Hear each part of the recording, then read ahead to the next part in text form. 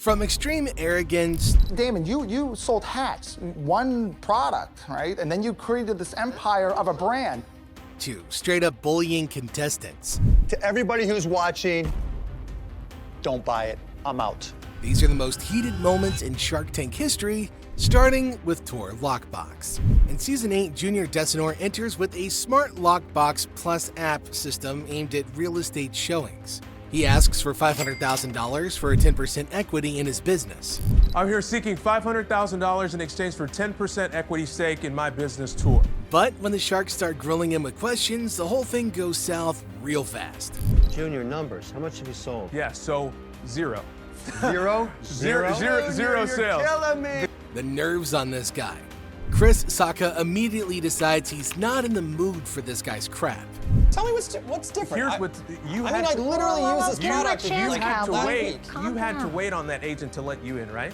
He accuses Junior's product of being nothing new, but the sharks call him out for being arrogant. Absolutely kidding There me. is not a single lockbox out there that can close on its own. Look, Don't that be so literally. arrogant. I'm glad you like to I'm quote not so Dan arrogant. Rather. I just know this space. Sacca's bored, skeptical, and honestly kind of an ass, so Barbara decides to put him in his place. The playing field with this Daddy Warbucks at the end, wearing the fake cowboy shirt. Oof, if Laughing Through Pain had a face, this would probably be it.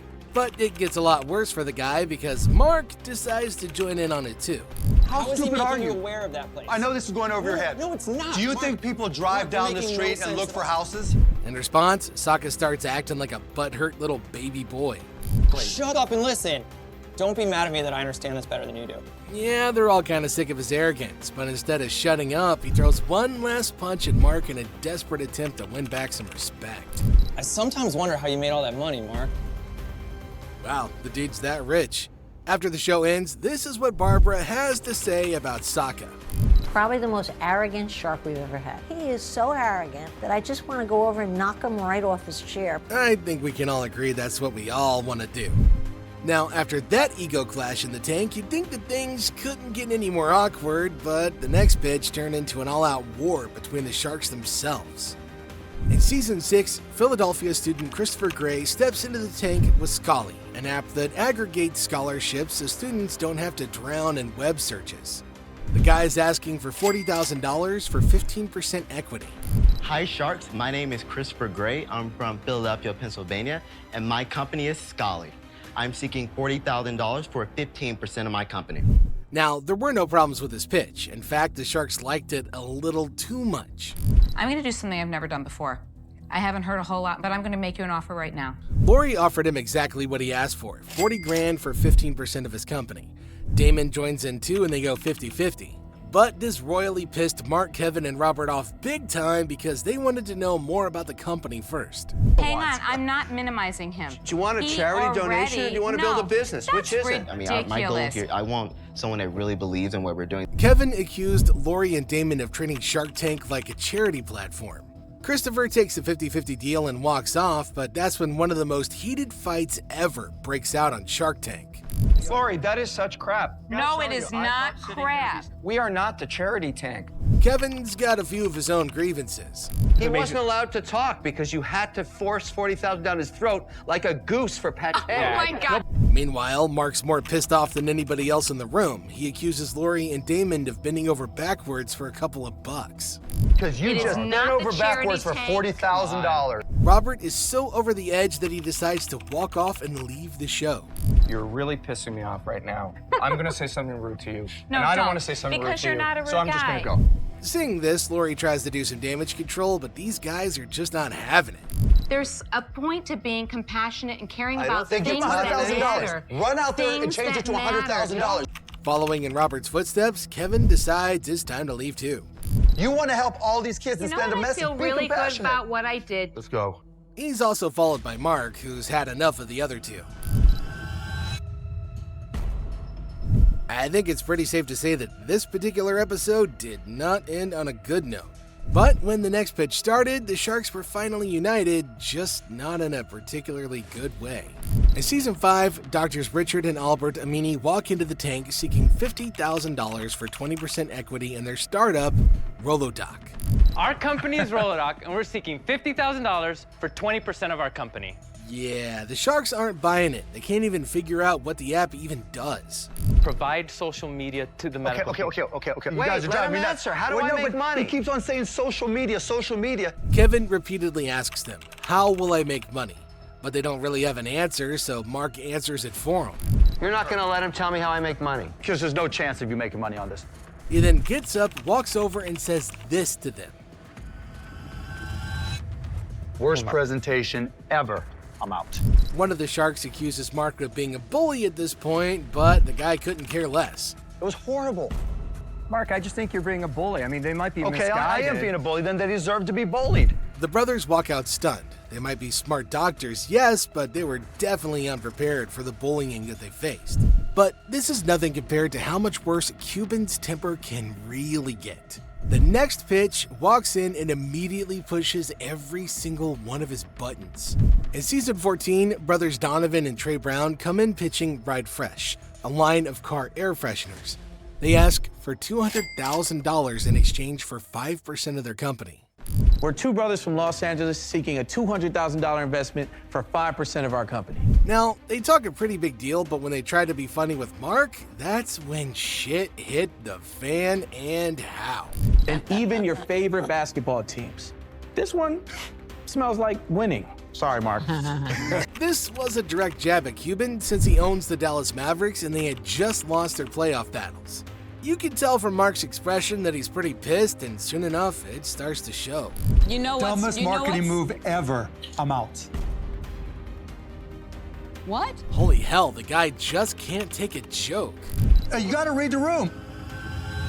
Wrong move, wrong time. What are you upset about? Yeah, why? What do you think? Barbara urges him to let it go, but the guy refuses. Oh, that could Mark, you're a backfire. bigger man than that. Cut it Yeah, I out. could be, but I'm not. Wow. Well, the damage is done. These two are not going to get a deal out of him. That was a disaster on wheels, but if there's one thing Mark Cuban hates more than bad humor, it's fake science, and that's exactly what's coming up next. Two dudes, Crum Carmichael and Barrett Jacques, walk into the tank in season 11 asking for $500,000 for 20% of their company, Minus Cal. The name of our company is Minus Cal. We're seeking $500,000 for 20% of the business. Damn. These two instantly piss Cuban off by claiming their product helps you lose weight. Now they're about to find out what happens when Mark smells a scam. Do you guys realize they just invented this product out of nothing and gave it a name? After accusing them of inventing a product out of nothing and giving it a name, Mark claims investing in their business would be like investing in air. Now, hearing this, the unk gets real salty and decides he wants to pick a fight, but that's a bad idea. Mark, it's not air. Yes, it It's is. not air. No, So I you got took the- green- Mark, let me say this. Go ahead. I have the data to back it up. Now, of course, Mark isn't going to back down, so he goes on to tell the unk that everybody already knows what they're trying to do here, and it's basically a scam. By 20%, right? Yes. Everybody knows that. Everybody knows what?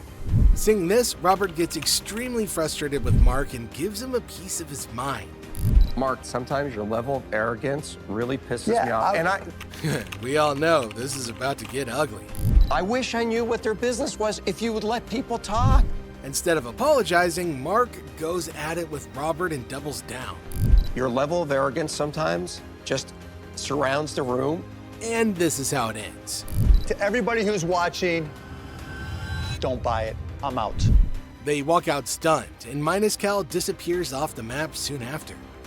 After Mark's explosive fight, the next pitch brought a guy so cocky, even Damon John, one of the calmest sharks, lost his cool.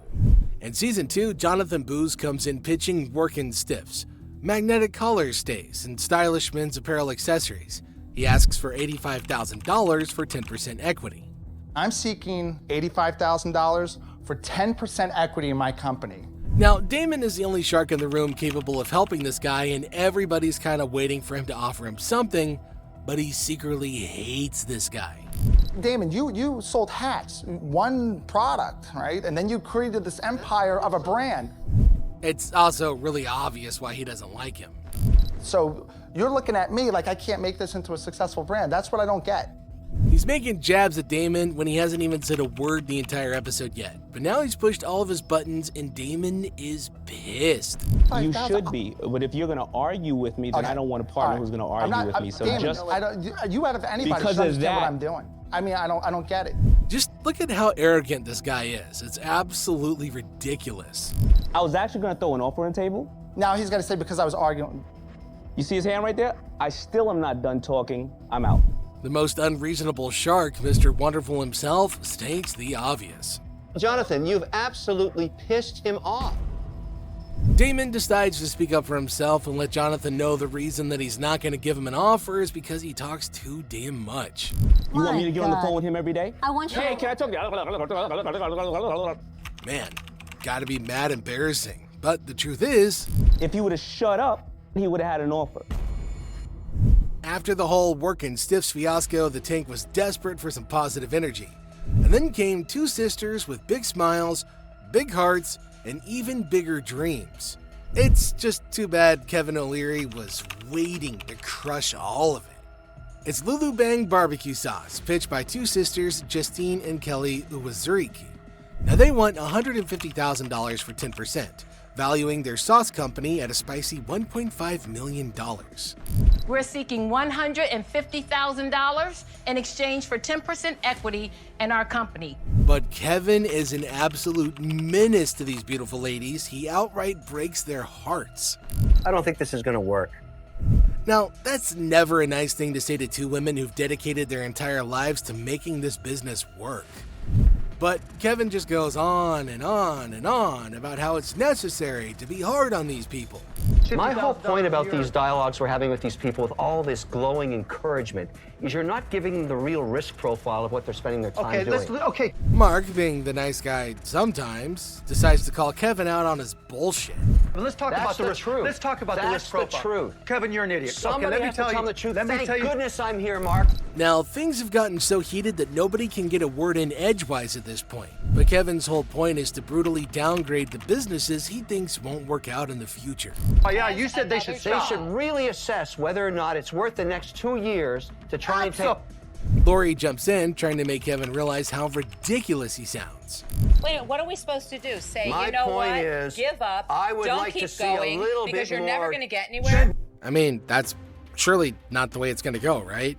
Well, Kevin thinks that it is. How about telling them the truth? Well, What's you wrong don't with know that? the truth. And what would you have said about my earring organizer? It's like Because Damon selling do you know how t-shirts. many people said The to me, best- and this it- is look. never going to go anywhere. You're not going to get it in any stores. Nobody needs this product. If I had listened to any of them, If I would tried not to be where I find the am today. hardest I'm gonna go eat product some category barbecue to go sauce. into to get market share in, I think it would be the barbecue sauce. This dude's just got so much venom and hatred inside him. I think he needs to go and get laid.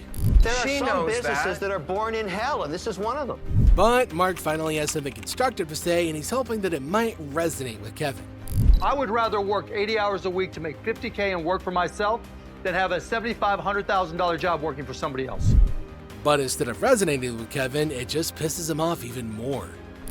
If you guys loved it so much, how come not a dime from any of you? It's not her one business. Dime. Yeah, nobody's getting through to that guy. This is how it all ended. Good you're going excuses. I kumbaya. told them the truth. I didn't have to give them an excuse. Shame on you. After Kevin shredded those poor Lulu Bang sisters like their barbecue ribs, you'd think that he'd make a break from being the villain. But nah, what you're about to watch next is brutal AF. In season 7, Manish Sethi walked in pitching Pavlok, a wristband that literally shocks you to stop bad habits.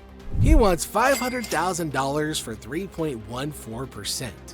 Hi Sharks, my name is Manish Sethi and I'm from Boston, Massachusetts. And I'm seeking $500,000 in exchange for 3.14% of my company. The sharks look at him like he just crawled out of a lab accident. In fact, this is how they react to his pitch. Pavlok releases a mild electric sensation that helps you reduce cravings. You can laugh, but it's actually something very serious. I am laughing. Okay, clearly he's not off to a really strong start, but it gets even worse. Mark thinks it's absolute crap what this guy's preaching. He accuses him of having no evidence to back up his product. You can't be that stupid, Robert, to even think there's any legitimacy. Calm down. Gosh, you guys are making me so idiots. Poor guy, his bald head was probably sweating at this point. But then Kevin jumps in. Unlike the others, he actually offers a deal. $500,000 is a loan at 7.5% interest for 2 years, plus 3.14% equity. That's a solid offer considering how little the sharks trust the shock collar for humans. But you won't believe what this guy has to say to Kevin. I would take an offer from anybody besides Mr. Wonderful. Ooh, there's no way that doesn't backfire bad. Manish, you're a... Get the out of here. Oh! The dude had balls saying something like that to Kevin. I mean, come on. What did you expect? Are you all out? We're all out. Done, Manish. All right, Shark. See See you you very much. Probably be a good idea if he never comes back. And that's it for the most hated moments. But that video on your screen right now is even crazier. So make sure you click and you don't miss out.